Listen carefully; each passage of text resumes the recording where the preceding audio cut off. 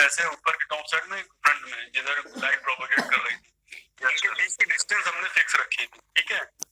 But yes sir, concept क्या था कि अगर जो लाइट की रे जो एक जो दो हमारे म्यूचुअली परपेंडिकुलर डायरेक्शन में मिरर लगे हैं, अगर ये लाइट की रे दोनों मिरर तक जाए और वापस आए बीम स्प्लिटर तक, मींस एक अपवर्ड डायरेक्शन में गई, रिफ्लेक्ट हुई, वापस आई, और दूसरी जो along the direction of motion of the separators था, उस डायरेक्शन में जो मिरर है वहां गई और वापस आई, इन दोनों की अगर डिस्टेंस सेम है तो हमको जो है इंटरफेरेंस का पैटर्न नहीं मिलना चाहिए, और and both the waves must be in phase, ठीक है। ये है कंसेप्ट यहाँ पर। Yes sir. तो ये तभी एप्लीकेबल होगा कि जब दोनों की डिस्टेंस क्या हो, बराबर हो। You agree? Yes sir. So, but it is not possible even for means by any means it is not possible to make these two distances exactly equal. ठीक है? Because if there is a difference of even a single wavelength, of a single means wavelength of the order of a single wavelength, means which is almost 5,000 angstrom. So that small difference will make a sort of interference. Yes sir. You agree? Yes sir. तो इसके लिए हमने क्या किया कि पहले operators को जो है हमारा जो अगर ऐसे मूव कर रहा था, तो अब हमने इसको एक इसको हमने क्या किया 90 डिग्री से रोटेट कर दिया। तो अब ये जो डिस्टेंस है, अगर इस तरीके की कोई मीन्स चेंज या डिफरेंस है, अगर ये मीन्स लेंथ का जो दोनों के बीच की जो लेंथ है, अगर इसमें कोई डिफरेंस है तो ये चीज एलिमिनेट हो जाएगी, ठीक है। और अगर एक से कोई डिफरेंस आ रहा है तो इतना ही हमको जब रोटेट करेंगे तो वो इतना ही मीन्स अगर इस पर्टिकुलर पोजीशन में इस पर्टिकुलर वेवलेंथ की वजह से अगर कोई फ्री शिफ्ट आ रहा है तो जब इसको रोटेट करेंगे तो उसका वो जस्ट डबल हो जाना चाहिए, ठीक है। तो सर डबल हो जाना चाहिए कि सेम आना चाहिए?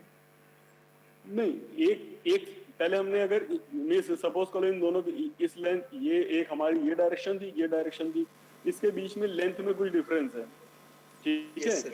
अब हमने जब इसको रोटेट कर दिया, ठीक है, तो अब हमारा एक ये डायरेक्शन होगी, ये डायरेक्शन होगी, ये तो ऐड होगा ना। तो सर जब रोटेट कर दिया तो जो पहले वाला थोड़ा एक्सेसिव लेंथ बढ़ गई थी, तो सर वो रोटेट करने पे वो वापस कम नहीं होगी? नहीं कम, ये हमें नहीं मालूम ना कि वो नहीं कम क्यों होगी। लेंथ तो जो है दोनों के बीच का जो डिफरेंस, वो डिफरेंस से मतलब है हमें, ठीक है। दोनों दो डायरेक्शन के बीच में डिफरेंस कितना है लेंथ का, वो कम नहीं हो रहा है। वो हमने ऐसा उसको रिवर्स नहीं किया है कि वो पहले जो डिफरेंस नहीं कम हुआ है, ठीक है। डिफरेंस उतना ही है। अभी पहले इस डायरेक्शन में जो डिफरेंस था, जब रोटेट किया तो ये मींस इतने डिफरेंस अब इस डायरेक्शन से आएगा। हाँ, तो सर वो फेज डिफरेंस सेम रहेगा रोटेट करने पे? नहीं, फेज डिफरेंस आना चाहिए फिर। हाँ सर, आपने कहा था डबल हो जाएगा, तो सर वो डबल नहीं, मैं डबल क्या चीज कह रहा हूँ, माइनस प्लस हो जाएगा। नहीं, गलत डायरेक्शन में जा रहे हो सर। डायग्राम समझा दीजिए एक बार। Okay, yes sir.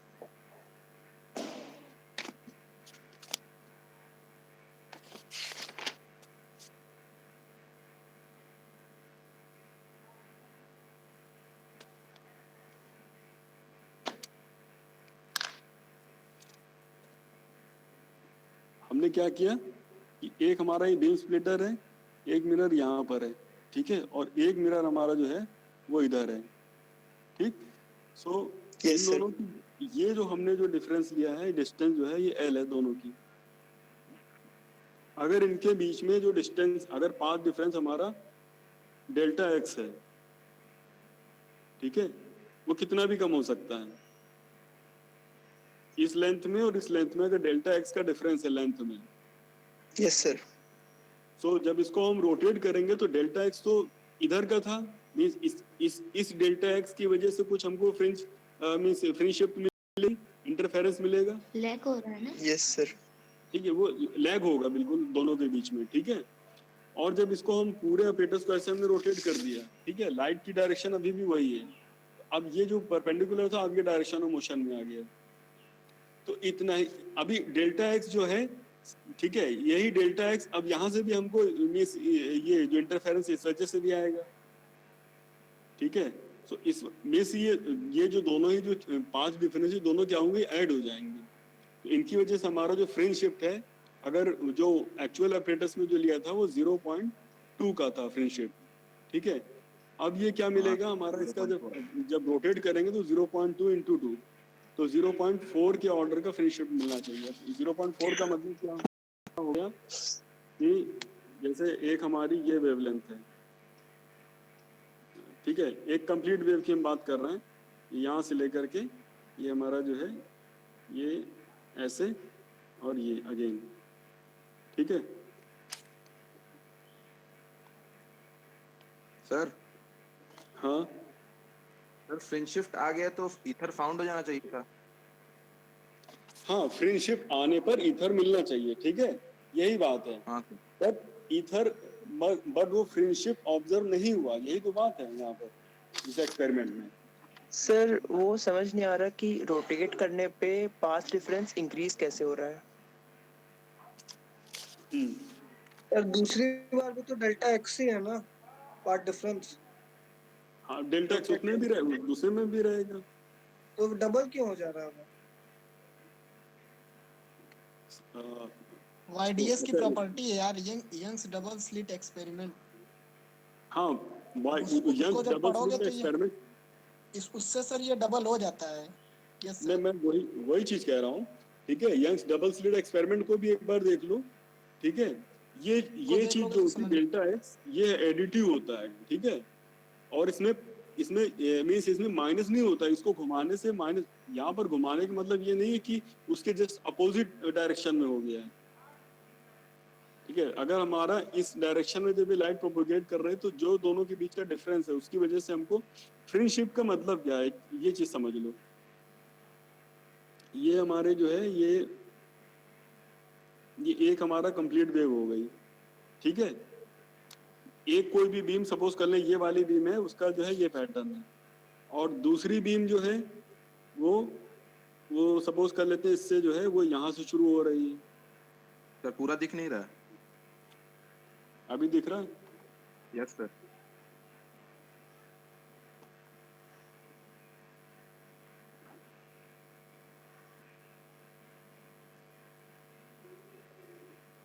दूसरी बीम हमारी वो यहाँ से शुरू हो रही है। अब इनके बीच में अगर हम बोल रहे पार्ट डिफरेंस कितना है तो 0.5 का हो गया। यस हाफ वेवलेंथ ही आगे चल रही, दोनों के बीच का डिफरेंस जो है।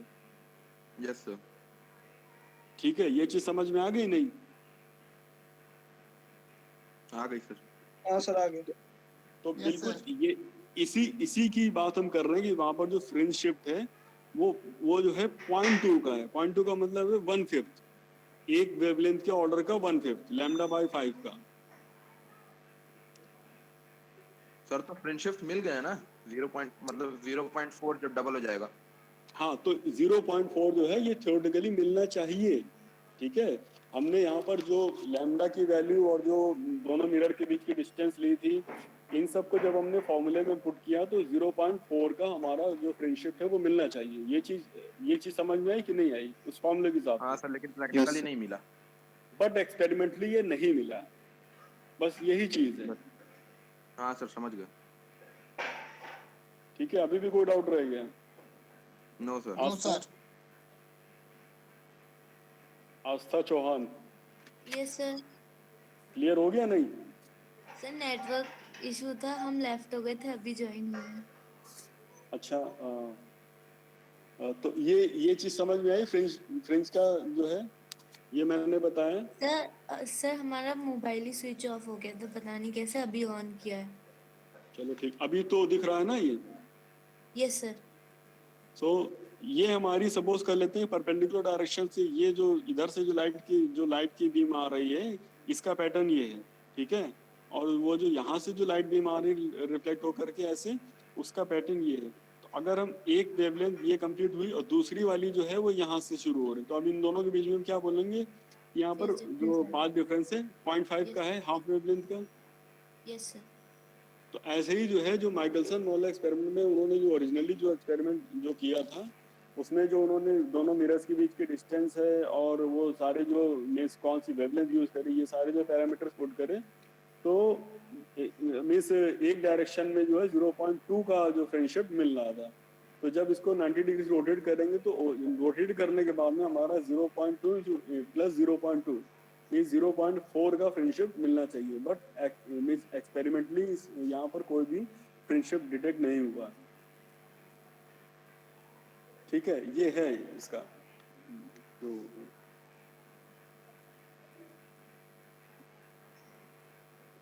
तो ये आई होप सभी को क्लियर हो गई चीज नहीं?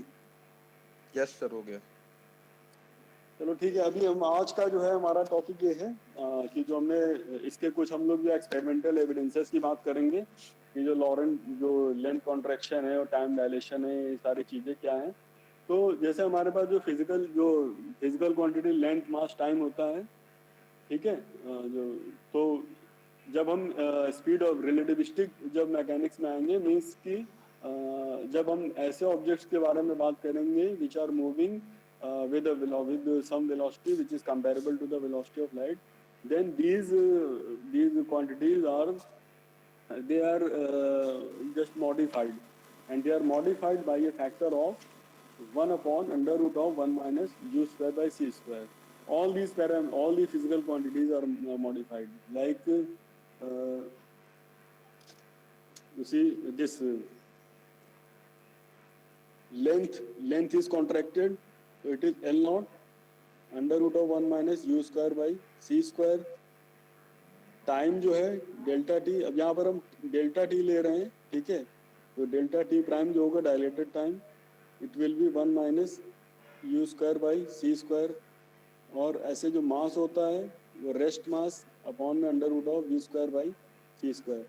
ये जो है, ये जो फैक्टर है 1 minus V square by C U square by C square, इससे जो है ये सब चीज़ें जो होती हैं वो चेंज हो जाती हैं, ठीक है। तो अब हम लोगों ने जो है ये चीज़ देखी थी कि ये कैसे आया है, ठीक है।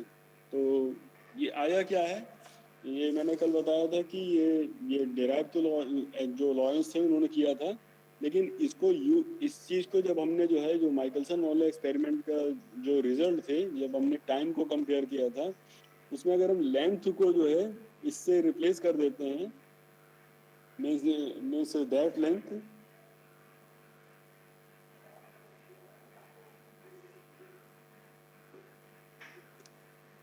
जिस डायरेक्शन में अपरेटस हमारा मूव कर रहा है, इस डायरेक्शन की जो लेंथ है, इसको अगर हम जो है if that length is multiplied by under root of 1 minus U square by C square, तो हमारे जो दोनों टाइम्स हैं वो सेम हो जाते हैं। और फिर बिकॉज लेंथ को अगर हम इससे रिप्लेस करते हैं तो दोनों टाइम सेम होते हैं, तो फिर वो जो एक्सपेरिमेंटल जो रिजल्ट्स है वो वेरीफाई हो जाते हैं।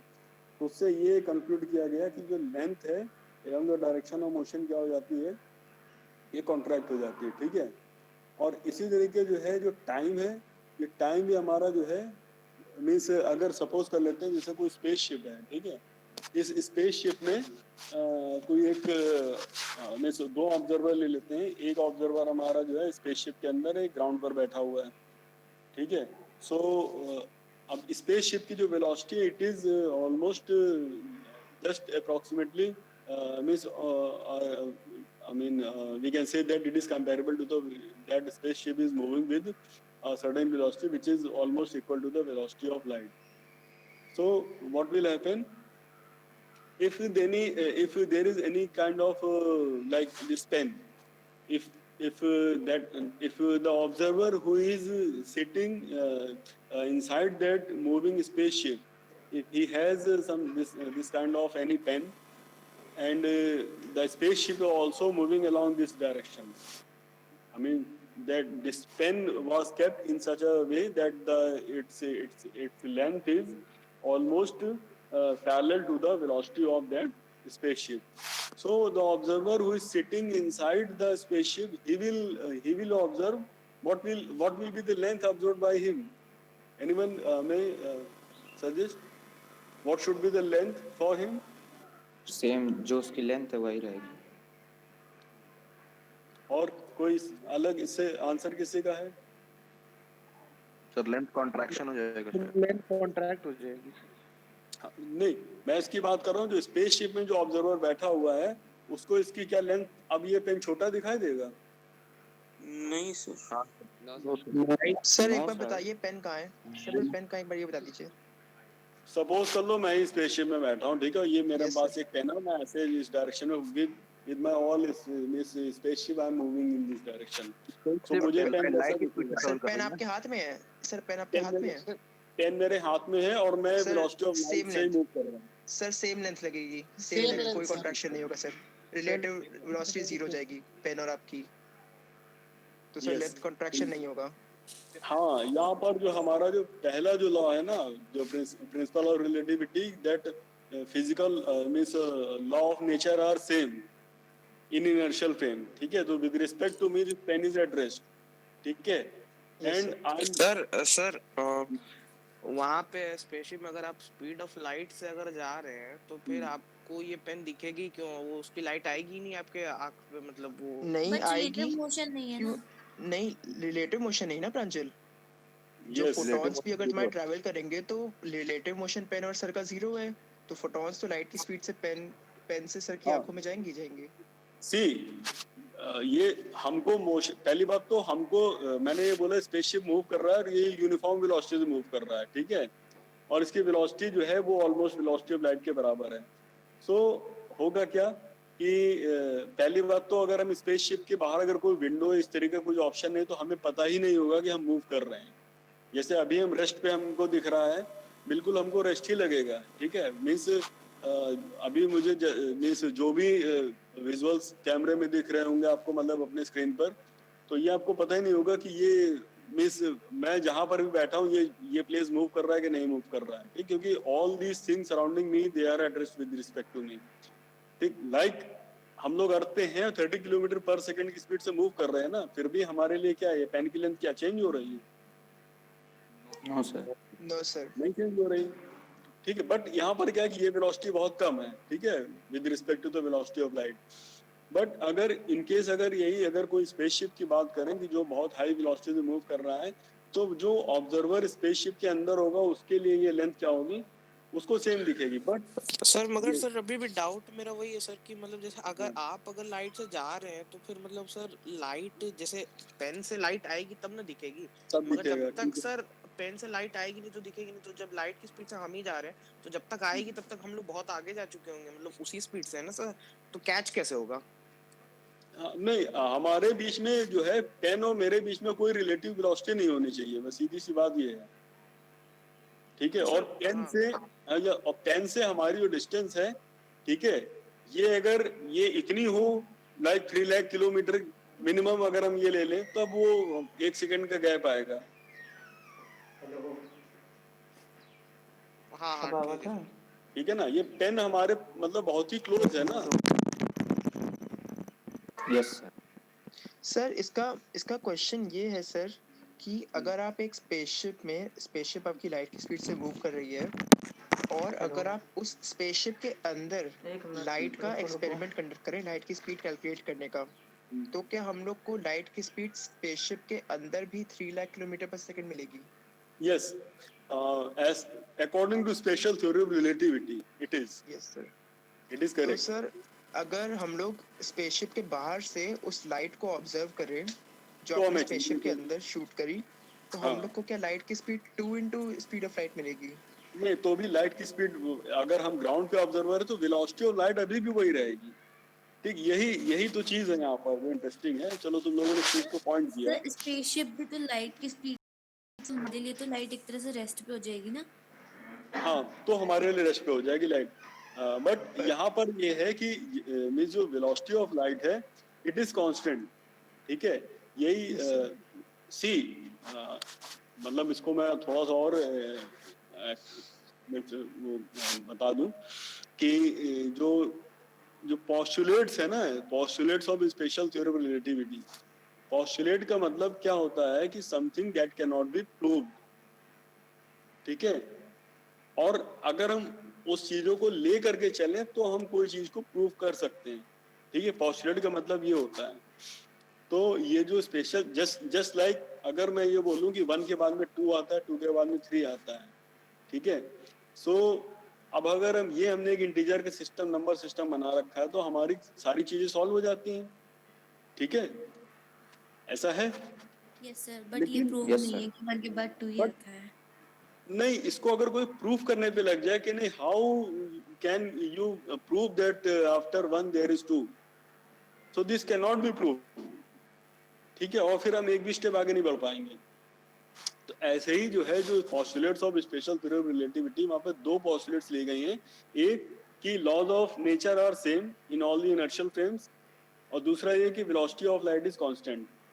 ठीक है, it is irrespective, it is not related with the with what velocity the observer or the source is moving।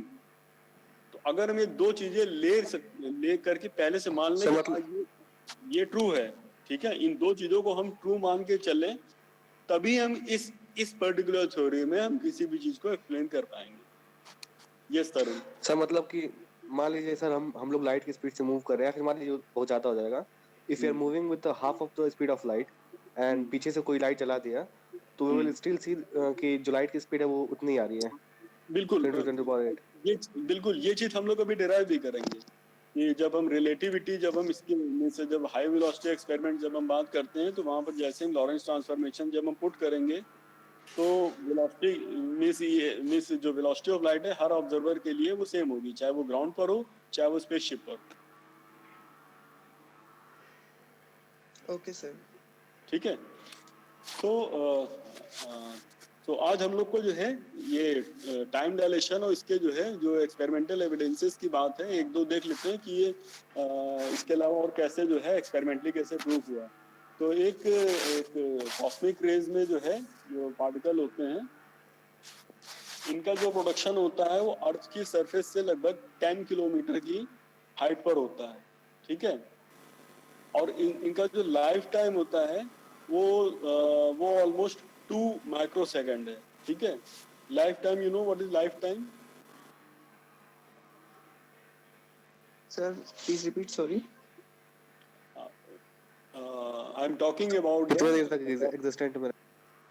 हाँ, means some particles are produced at a height of 10 kilometer above the surface of the earth, and and the lifetime of these particle is only 2 microsecond.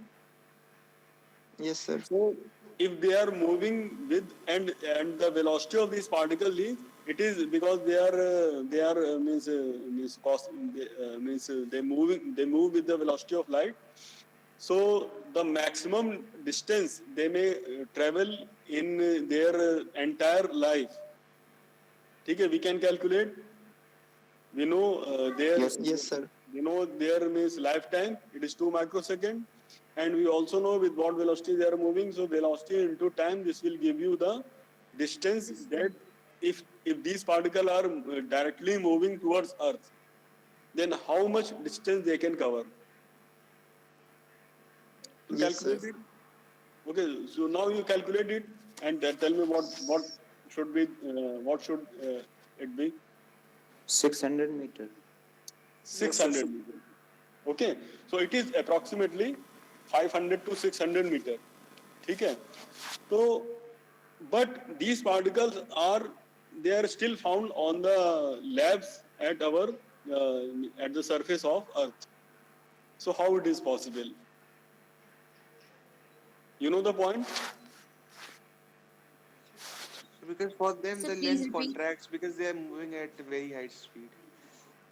So there, yes, we are just going to that point. So means the problem is that we have some sort of particles called mu mesons.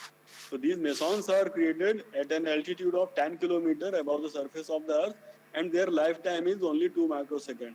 So if some meson just after its production, if it is moving directly towards the surface of Earth, then the maximum distance it can travel is only 500 meters.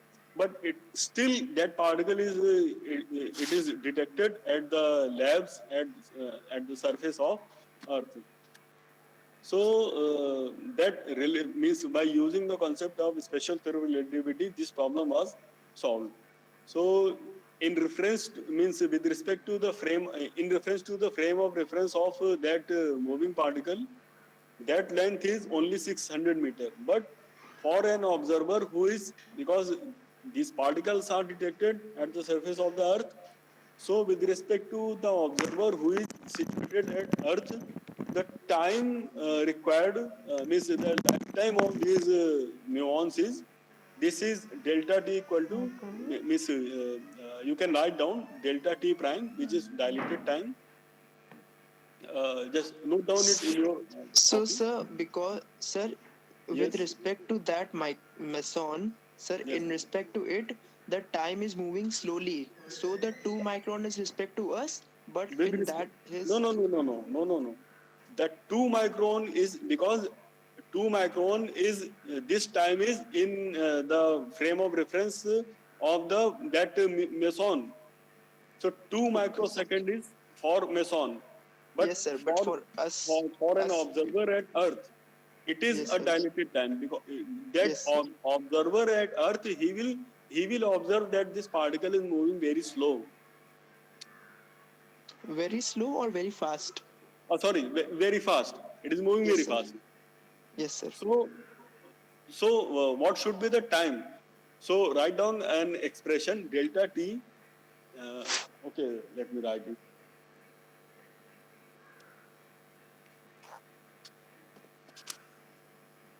So this delta t prime dilated time is actual time, means a time, proper time. It is called proper time, means that time with respect to means that inertial frame upon under root of u square by c square. So it is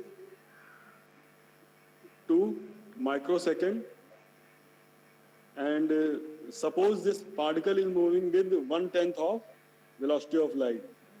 So you can calculate its means the time observed by the observer at Earth. So this times after solving it, you will get approximately it is 32.5 microseconds. So for an observer at Earth, this time is approximately means the time which is only 2 microseconds for that sun particle, but for an observer at Earth, this time seems to be 32.5 microseconds. And now you can calculate the distance traveled by this particle with the velocity of c by 10 in 32.5 microseconds. So that comes out approximately 9.5 or approximately 10 kilometers. So by using this concept, we can solve this kind of problems. So this was a strong evidence for the validation of special theory relativity. So is it clear to you, or yes? Can you, Sir, sir, please, can you repeat, please, once again? so please show the screen also, which Yes, you sir. wrote.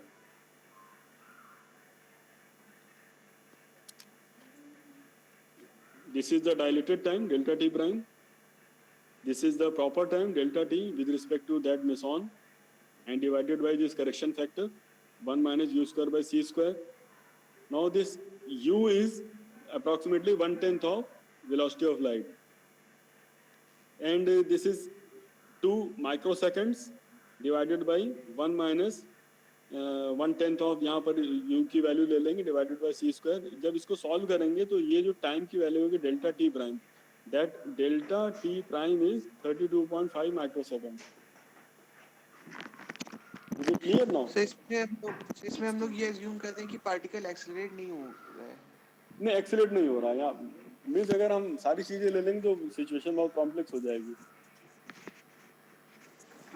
Sir, you were saying mesons are moving with velocity of light Yes, they above move 10 approximately with kilometer, the velocity of light above 10 kilometer Earth surface. at the surface of the Earth. Means they are produced at an height altitude of 10 kilometer above the surface of Earth. Let me give you the exact data. Sir under root में Sir, ये 99 by 100 आ रहा है. Okay. Denom- So denominator. these the velocity of mesons is 0.998 times c. So sir, it's not 1 by 10, sir, it's 9 by 10. Yes. It's It is 99 by 0.998 times Yes, sir. c. This is the velocity of mesons. Okay. Yes, And sir. c is, it is 3 into 10. Means it is c because it is a factor of c. So now when you substitute these values here in delta t equal to 2 microsecond divided by under root of 1 minus 0.998 times c divided by c square. So this c cancels out, and after solving it you will get 32.5 microseconds. This delta t prime, and this is the time which is relative to the observer, or which is observed by the observer at ground. So and during this time the length, this distance traveled by the meson, it would be, means this time into speed. So speed is 0.998 times c multiplied by 32.5 microseconds. So it is 10 to the minus 6, and after solving it you will get approximately it is 10 kilometers.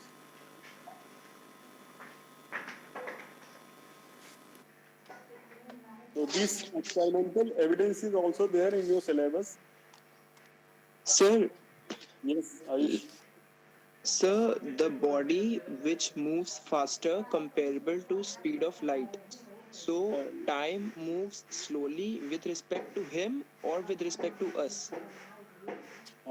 See, as per the research till now, nothing is able to move faster than the speed of light. They are No, sir, relative, not sir. faster. Sir, near half speed of light or near speed of light. देखो ये बहुत simple सा concept है, ठीक है. अगर कोई भी ऑब्जेक्ट अगर वेलोसिटी ऑफ लाइट के कंपैरेबल वेलोसिटी से मूव कर रहा है, तो वो मीन्स अगर लाइक मैं ग्राउंड पे बैठा हूँ, मेरे रिस्पेक्ट में जो है कोई एक दूसरा ऑब्जेक्ट है जो कि जो है एक कोई ऑब्जर्वर है, और वो जो है किसी ऑब्जेक्ट के साथ में लेकर के मूव कर रहा है, ठीक है. जैसे लेट कर लेते हैं, दो लोग हैं A and B, and A is at ground and B is moving with a velocity which is comparable to the velocity of light. ठीक है? Yes, sir. But it is constant. He is moving with constant Yes, velocity. We are not talking about the general relativity. So all these lengths, times, mass, they will be exactly same for the person who is moving with that object. Okay. Yes, sir. As they are observed by the person who is situated at the ground. Like if he is taking this pen, then the mass of this pen, length of this pen, all these parameters will be exactly same. If the observer, if he observes these parameters in his moving frame, or if the one who is situated at the ground, but the length of this pen and its mass, it will be different for the person who is situated at the ground. Okay, means that we have taken the person A is at the ground and B is moving. So if B is moving with this pen, then the length of this pen and mass of this pen will be exactly same for A and for B in his moving frame. And if the same pen is given to the person A at ground, he will be observing the same length and same mass. But if this pen is moving with observer with the person B, and its length and mass as observed by the person A situated at ground, it will be different. It means the person A will observe its mass as m naught divided by under root of 1 minus u square by c square, and depending upon the velocity with which this object is moving, he will observe some change mass. So means pen will be heavier. Pen will be heavier Yes, with respect to because, A. yes, definitely, because u is always less than c, so you will get a fraction in denominator. You will be getting something in decimals. So this pen will become heavier and heavier as the velocity of that object means person B is increasing. As the person B will increase with more and more velocity, this pen will be observed more and more heavily to the person situated at ground. तभी तो But sir it कहते will हैं कि जब light की speed से कोई मास चलने लगता है तो उसका मास इनफाइनाइट हो जाता है सर, आप बताए इनफाइनाइट हो भी थे। जाता है, ठीक है। यस यस, ये हम लोगों ने पहले क्लास में डिस्कस किया था। तो जैसे जैसे वेलोसिटी इंक्रीज करेगी, तो जिसके साथ में ये पेन है, जो उसके साथ में लेके चला, उसके लिए मास लेंथ सब कुछ सेम रहेगा। बट ग्राउंड पे जो ऑब्जर्वर इसको ऑब्जर्व करेगा इस पेन को, उसके लिए ये मास बढ़ता जाएगा, ठीक है, वेलोसिटी के साथ में, और लेंथ कम होती जाएगी जैसे जैसे वेलोसिटी बढ़ेगी। सर वेलोसिटी इंक्रीज होगी तक सी के बाद वेलोसिटी नहीं पाई गई ना आज तक। मैं वही कह रहा हूँ ना कि ये वेलोसिटी ऑफ लाइट से कंपैरेबल बात करी ना, फिर जैसे जैसे जो है वो वेलोसिटी ऑफ लाइट को अप्रोच करेगा, ठीक है। जैसे 1/100 ऑफ c/100 की वेलोसिटी को ऑब्जेक्ट मूव कर रहा है इनिशियली, और इसकी वेलोसिटी बढ़ रही है, ठीक है। सो जैसे जैसे वेलोसिटी बढ़ेगी इसका मास इंक्रीज करता जाएगा, लेंथ कम होती जाएगी। किसको? ये उसको ऑब्जर्व होगा जिसके रिस्पेक्ट में ऑब्जर्वर ये पेन मूव हो रहा है। सर जो ऑब्जर्वर ग्राउंड पे है तो सर वो उसके बढ़ते हुए मास को ऑब्जर्व कैसे कर पाएगा ग्राउंड पे रहकर? ये इसको हम जो है वैसे वेट नहीं कर सकते हैं, ठीक है। मीन्स जैसे हम नॉर्मल जो वे करते हैं, ठीक है, वो उस तरीके से नहीं करेंगे। बट ये जो हमारा थ्योरेटिकल फॉर्मूला होता है m/m0 डिवाइडेड बाय यूज करते हैं चीज पर, यहाँ पर हम कुछ करेंगे तो हमको जो मूविंग मास है it will appear eight means greater than the rest mass.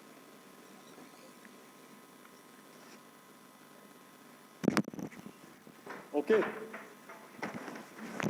Yes sir.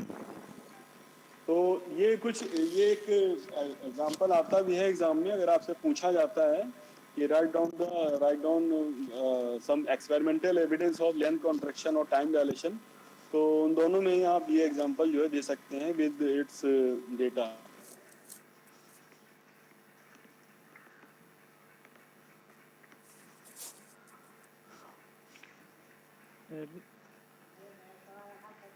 Just a minute.